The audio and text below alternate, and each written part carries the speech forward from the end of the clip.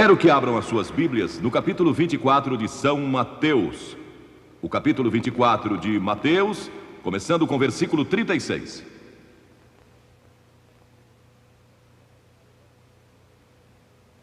Mas a respeito daquele dia e hora ninguém sabe, nem os anjos dos céus, nem o Filho, senão somente o Pai. Pois assim como foi nos dias de Noé, também será a vinda do Filho do Homem. Porquanto, assim como nos dias anteriores ao dilúvio, comiam e bebiam, casavam e davam-se em casamento, até ao dia em que Noé entrou na arca. E não o perceberam senão quando veio o dilúvio e os levou a todos. Assim será também a vinda do Filho do Homem. A pergunta que eu quero fazer hoje é esta, e eu vou respondê-la de acordo com a Bíblia. O mundo vai chegar a um fim? O mundo vai chegar mesmo ao fim um dia? Há pessoas que acham que alguns de vocês jovens que estão aqui hoje verão esse momento. Talvez aconteça durante nossa vida. Metade dos americanos entrevistados para uma pesquisa há 2 meses declararam acreditar que uma guerra nuclear vai acontecer em nossa época. Logo depois do sequestro do avião da TWA, voo 847, convocaram uma conferência mundial de peritos em Washington para discutir a real e terrível ameaça do terrorismo nuclear. Uma organização terrorista se apossando de armas nucleares e começando uma reação em cadeia que poderia destruir grande parte do mundo. Poderia acontecer? O Dr. Carl Sagan declarou em uma rede de televisão que o consenso atual de opinião de físicos nucleares é que bastariam 100 das bombas em existência para lançar o hemisfério norte no inverno nuclear, depois de destruir 1/3 da raça humana e deixando a Terra coberta por um manto de trevas. Um dos grandes sucessos de Hollywood há alguns anos atrás foi o Cavaleiro Pálido, cujo subtítulo foi uma citação vinda diretamente do livro do Apocalipse, e o inferno o seguia. Um cientista alemão disse que já se tornou possível despovoar a Terra. Historiadores como William Volk dizem que o dia do juízo está próximo. Mas então percebo algo assombroso para mim, chocante. Há um estranho silêncio por parte da igreja quanto ao que a Bíblia ensina. Há líderes da igreja que, como eu, defendem a redução ou destruição de todas as armas de destruição em massa. Não sou um pacifista, nem a favor de desarmamento unilateral. Mas eu creio que podemos chegar a um acordo quanto à destruição de todas as armas de destruição em massa, se nossa atitude for certa. Foi por isso que Jesus disse: importa-vos nascer de novo. Nosso coração é enganador e desesperadamente corrupto. Quem o conhecerá? Disse Jeremias. Mas sabem, a Bíblia não ensina que o mundo vai chegar a um fim. A Bíblia ensina que esta era terá um fim. A era do Espírito Santo. A era em que nos encontramos hoje e que uma nova era será estabelecida. Em outras palavras, assim como você troca seu carro velho por um novo, Deus vai trocar este sistema maligno atual, que chamamos de cosmos, um sistema mundial, vai trocá-lo por uma nova era. E essa nova era será a era do reino de Deus. E essa nova era vai prevalecer. Vamos ver o que diz a Bíblia. O Novo Testamento menciona o novo nascimento 9 vezes, arrependimento 70 vezes, batismo 20 vezes. Mas alguém disse, eu não contei, por isso não sei se isso é um exagero ou não, mas alguém declarou que a segunda vinda de Cristo é mencionada mais de 380 vezes. O que eu sei é que é mencionada com frequência. Cristo disse, como foi nos dias de Noé, também será a vinda do Filho do Homem. Agora, a história de Noé popularizou-se novamente na ficção e em quadrinhos. Na verdade, a programação de TV do jornal Los Angeles Times esta semana falava a respeito dos animais da Arca de Noé. O quadro da civilização nos dias de Noé está descrito no livro de Gênesis, em seu 6º capítulo. Diz que o povo era cheio de maldade, imaginações perversas, corrupção, violência. Toda a imaginação dos seus corações era má. Isso não se parece com nossos dias? Não podemos deixar de imaginar maldade quando assistimos muito à televisão e vemos tanta violência e crime, e lemos a respeito de crimes em nossos jornais todos os dias, pessoas que são assaltadas e assassinadas e roubadas e tudo mais o que acontece. Isto nos preocupa, pois entra em nossas mentes e nos enche de temor. Era um mundo em que o casamento fora deturpado e a perversão sexual prevalecia. Era um mundo em que a violência prevalecia. Recentemente, na Conferência Internacional de Mulheres, patrocinada pelas Nações Unidas em Nairobi, a questão da violência contra as mulheres foi frequentemente discutida. E violência contra crianças, pessoas que maltratam seus filhos. Os crimes e a violência estão continuamente aumentando. Este é um mundo de religião em decadência. Não falo só do cristianismo, porque quase todos neste mundo são religiosos. Todo mundo. Mas é um tipo decadente de religião. Não é a verdadeira fé em Deus.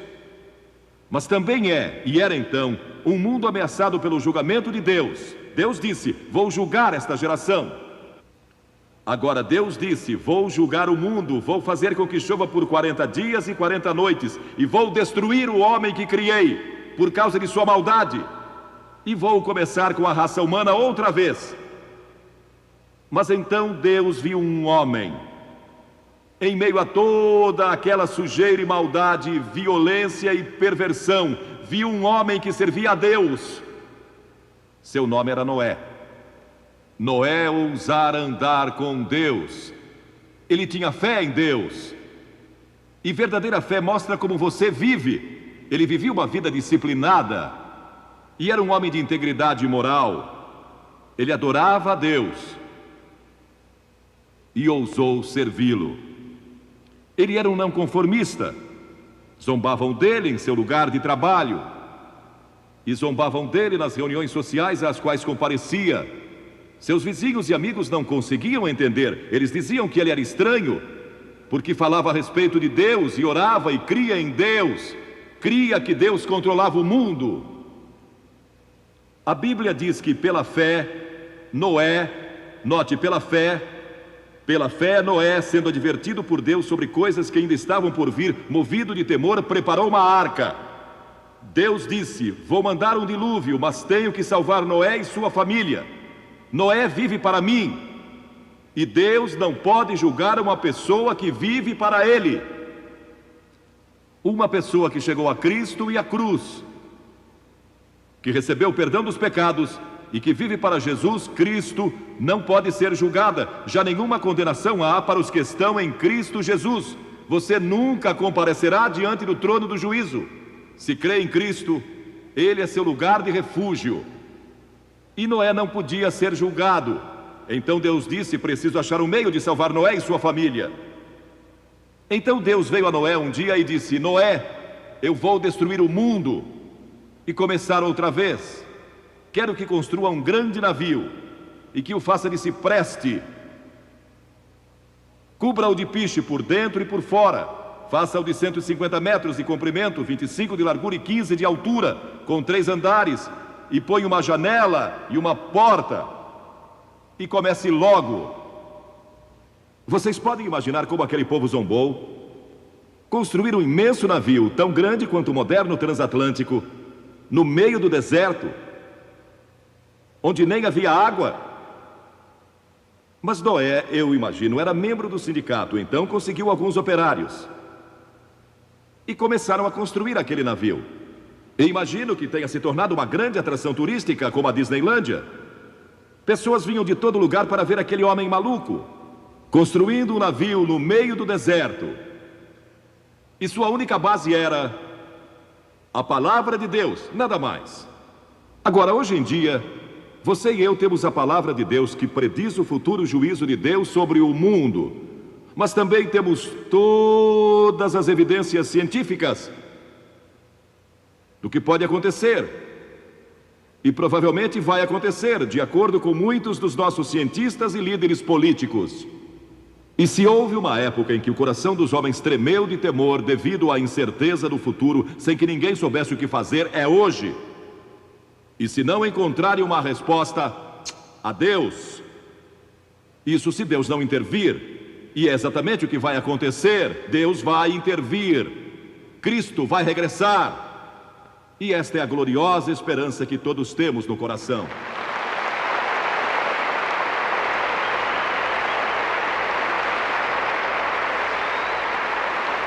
Mas durante todo aquele tempo Noé pregou. Ele trabalhava e pregava. A Bíblia diz que ele foi um pregador da justiça, pregou arrependimento. Ele clamava ao povo que se arrependesse e se voltasse para Deus, porque o dilúvio era iminente. Eles nunca ouviram falar de um dilúvio, nunca tiveram um antes. E os meteorologistas o desmentiam constantemente. Não há qualquer sinal de chuva, nenhum sinal de um dilúvio. Ele é um tolo, não sabe do que está falando, isso não é científico. E zombaram dele. E os carpinteiros que o ajudaram a construir aquele navio também não acreditavam nele. Trabalhavam pelo seu salário. Até mesmo a família de Noé achava difícil acreditar. Mas Noé não vacilou. E Deus não falou mais com ele por 120 anos. Pensem só nisso. Ele recebeu a mensagem do Senhor e acreditou nela, aceitou-a pela fé. Isso mostra a extensão da sua fé. E 120 anos depois, ele ainda estava construindo aquele navio e finalmente o terminou. E quando terminou, Deus veio a ele e disse: Noé, vou dar ao mundo 7 dias mais. 7 dias mais para que se arrependam. Mas depois disso, o julgamento vai se abater. A Bíblia adverte que o mundo vai sofrer um julgamento. Mas a esperança no horizonte é a ressurreição de Cristo e o seu prometido regresso. Foi a esperança dos profetas. Isaías 66 declara que o Senhor vai voltar em fogo e os seus carros como um torvelinho para tornar a sua ira em furor. E há tantas passagens do Novo Testamento que eu levaria horas lendo-as para vocês. Cristo disse: vou preparar-vos lugar, e quando eu for e vos preparar lugar, voltarei, e vos receberei para mim mesmo, para que onde eu estou estejais vós também. Um dos programas de televisão mais populares dos Estados Unidos alguns anos atrás foi Caminho para o Céu. Mas o único caminho para o céu nesta Bíblia é Jesus Cristo. Ele providenciou um caminho para o céu, providenciou um meio de salvação. Ele disse: eu sou o caminho, eu sou o caminho, eu sou a verdade, eu sou a vida. Podem imaginar alguém se levantando e dizendo que é o caminho e que ninguém pode ir a Deus exceto por Ele? Podem imaginar alguém dizendo: eu sou a personificação de toda a verdade. Toda a verdade científica, toda a verdade psicológica, a personificação de toda a verdade moral e religiosa. Só pode ser um louco. Ou ele é mentiroso, um louco, ou é quem declarou ser. E esta é a decisão que você precisa tomar. Se Jesus Cristo é quem declarou ser o Filho de Deus e o único caminho de salvação, o único meio de escape do julgamento vindouro, então é melhor achar o caminho para Ele, e logo, ainda hoje. Não espere, porque ninguém sabe quando nossa hora vai chegar, porque o fim do mundo para você pode ser hoje à noite, no momento em que você morrer. Esse momento vai marcar o fim do mundo para você. E isso pode ser a qualquer momento, mas para toda a população do mundo. Não vai ser da forma como alguns cientistas pensam, porque eles não levam Deus em consideração. E Ele é um Deus de amor e misericórdia, Ele é um Deus de compaixão, mas também é um Deus de julgamento. Mas vai haver pessoas que serão salvas de toda essa confusão, e Deus vai edificar um novo mundo e um novo reino. E esse dia vai chegar, tão certo como eu estou aqui. Varões galileus, por que estáis olhando para as alturas? Quando os discípulos viram a Jesus ascendendo aos céus com lágrimas nos olhos, porque o seu mestre estava indo embora, 2 homens vestidos de branco surgiram e lhes disseram: varões galileus, por que estáis olhando para as alturas? Esse Jesus que dentre vós foi assunto ao céu, assim virá do modo como o vistes subir, ele vai regressar. Quando Cristo vai voltar? Não sabemos. Diz: daquele dia e hora ninguém sabe, nem os anjos do céu, nem o Filho, senão somente o Pai. Mas Cristo disse: estejam preparados, porque na hora em que menos esperarem, o Filho do Homem vai voltar. Você está preparado? Está preparado? Fique em silêncio por um momento e pense nisso. Está preparado? Em Amós 4 lemos: prepara-te para te encontrares com o teu Deus. Você diz: o que devo fazer para estar preparado? Já fui batizado, pertenço à igreja. Não é disso que estou falando. Isso é ótimo, é necessário. Mas você realmente recebeu Cristo em seu coração como Senhor e Mestre? Você se arrependeu? Arrependeu-se dos seus pecados? Arrepender-se significa mudar de direção, mudar sua vida, suas atitudes, a respeito de Deus, de si mesmo e dos outros. Significa um novo estilo de vida sob o senhorio de Jesus Cristo. Significa amar os oprimidos. Você vai ter um novo poder para amar pessoas de outra raça. Significa que Deus vai entrar em sua vida, na pessoa do Espírito Santo, dando-lhe poder para amar e ter paz interior e ter propósito e significado na vida. Significa céu nesta vida, bem como na vida futura. Significa que Deus vai ajudá-lo em seu casamento. E para vocês jovens, Ele vai ajudá-los a escolher a pessoa certa para se casarem. Há tantas coisas que vão lhe acontecer quando você aceitar a Cristo. Isso é arrependimento, é mudança. E você vai ter que deixar muitas coisas erradas em sua vida. Deixá-las. Tem que pagar um preço. Não é fácil. E não estamos oferecendo uma graça barata e conversão fácil e seguir a Cristo sem sacrifício. Jesus disse: quem quiser vir após mim, negue-se a si mesmo e tome a sua cruz.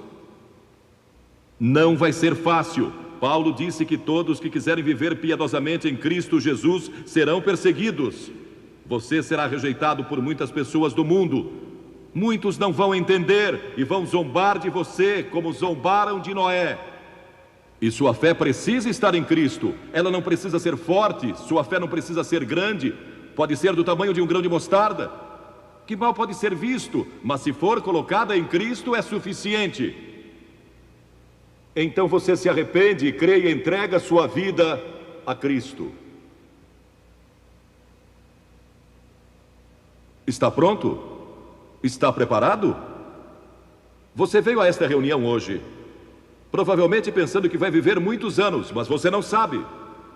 Na Inglaterra, no ano passado, uma mulher estava a caminho do estádio e tinha resolvido que naquela noite ia se decidir e entregar sua vida a Cristo, mas teve um ataque cardíaco a caminho do estádio e morreu. Espero e oro que ela tenha tomado uma decisão nos últimos momentos de vida. Não espere, tome sua decisão agora. Talvez nunca mais vejamos algo assim no sul da Califórnia. Talvez nunca mais haja um momento em que você esteja tão perto do reino de Deus como hoje. Em outra cidade da Inglaterra, no mês passado, soube de um homem que foi morto num acidente de carro, e isso depois de entregar sua vida a Cristo uma semana antes. E sei que ele está muito grato agora por ter tomado aquela importante decisão por Cristo. Soube de uma menina de 5 anos de idade que ia visitar seus avós e ia viajar sozinha de avião pela primeira vez. E a mãe combinou que o avô iria pegar a menina no aeroporto quando chegasse. E durante o dia, em meio à emoção dos preparativos para a viagem, a mãe assegurou à menina de que o avô estaria no aeroporto quando ela chegasse lá. A mãe levou a filhinha para o aeroporto e lágrimas rolaram por seus rostos quando se despediram. A mãe perguntou: querida, está com medo? E a menina respondeu: não, bem, um pouquinho. Mas se ficar preocupada, vou me lembrar que o vovô vai me encontrar do outro lado e tudo está bem. E quando ficamos preocupados, basta lembrar quem nos espera do outro lado. E vou lhe dizer quem é: Jesus vai encontrar você do outro lado.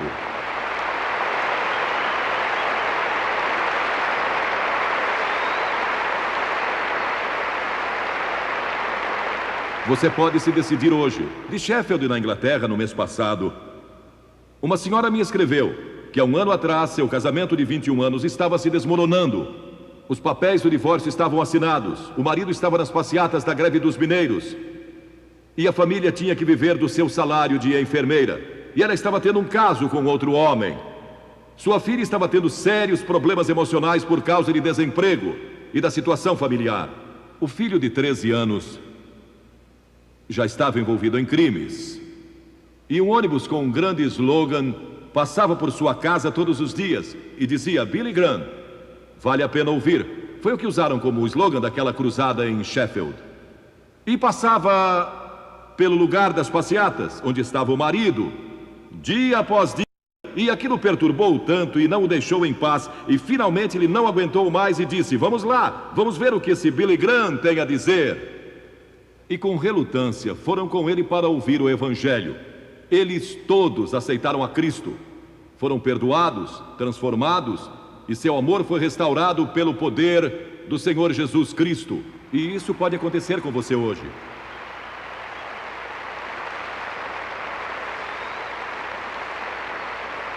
E ela disse algo muito interessante.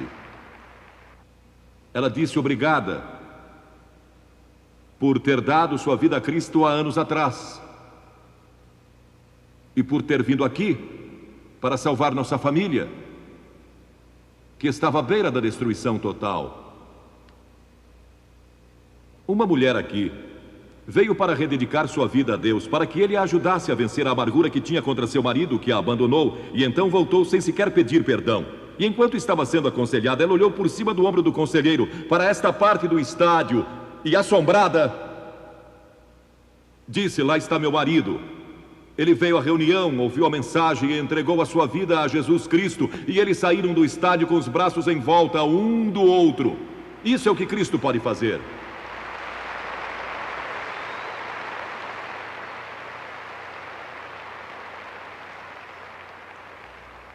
Um técnico de uma grande companhia de 32 anos de idade aceitou a Cristo na outra noite. Ele disse: o dinheiro se tornou um obstáculo entre Cristo e eu. Quero entregar a Ele meu amor pelo dinheiro. Quero que Ele seja o Senhor da minha vida. E um estudante da universidade aqui disse: vi todos esses cristãos que pareciam tão felizes e pensei: algo está faltando na minha vida. Vou até o estádio para ver o que é. E ele veio e encontrou em Jesus Cristo como seu Salvador e Senhor. Um jovem de 21 anos, que nasceu na China e cresceu na Coreia, veio esta semana ao estádio aqui em Anaheim e deu sua vida a Cristo e disse: eu devia ter feito isso anos atrás, mas eu não sabia. E eu podia contar história após história, temos pilhas delas, de conselheiros relatando o que está acontecendo aqui e agora e que pode acontecer com você hoje. Você diz: Billy, você tem convidado as pessoas a virem à frente para tomarem uma decisão, mas não pode fazer isso com todo esse povo aqui. O que vai fazer? Pois vou explicar, tudo está planejado. Vou pedir que ninguém saia deste estádio agora. Isto é muito importante. Vamos fazer silêncio. Todos quietos. Eu peço às pessoas que venham publicamente, porque toda pessoa a quem Jesus chamou, Ele a chamou em público. Ele disse: se você não está pronto a me confessar diante dos homens, tampouco eu o confessarei diante do meu Pai que está nos céus. A única exceção a isso teria sido Nicodemos. Não sei ao certo se aquela foi a noite em que ele tomou sua decisão. Ele foi ver Jesus à noite. Mas todos os outros a quem Jesus chamou, Ele o fez publicamente diante de todos. Vou pedir que você tome uma decisão por Cristo diante de todos. Hoje. Não vou pedir que venha até aqui à frente, como fizemos nas outras noites. Aqui não há lugar. Mas vou pedir que faça algo que talvez seja ainda mais difícil, e espero que seja, pois quanto mais difícil, mais vai significar. Vou pedir que curve a cabeça e que ore em silêncio. Ore pela pessoa à sua esquerda e à sua direita, e atrás de você e à sua frente. E então vou pedir que cada pessoa aqui que não tem certeza se já nasceu de novo, não tem certeza do perdão dos pecados, não sabe se vai ao céu quando morrer, e quer ter a certeza, quer abrir seu coração e deixar Cristo entrar, e está pronto a se arrepender dos seus pecados e recebê-lo pela fé como Salvador e Senhor. Ele disse que a todos quantos o receberam, deu-lhes o poder de serem feitos filhos de Deus, aos que creem no seu nome. Se com a boca confessarmos a Jesus como Senhor e no coração crermos que Deus o ressuscitou dos mortos, seremos salvos. Vou pedir que se levante onde está, como um testemunho silencioso. Levante-se e fique de pé por um pouco. E então vamos todos orar juntos daqui a alguns momentos. Eu tenho uma palavra especial para você e vou orar com você. E então pode sentar-se outra vez. Mas vou pedir que se levante onde estiver, centenas de vocês, milhares talvez. Levantem-se. Onde estiverem, ali em cima, nas arquibancadas, não aplaudam, por favor. Se tomou a decisão, levante-se onde você estiver.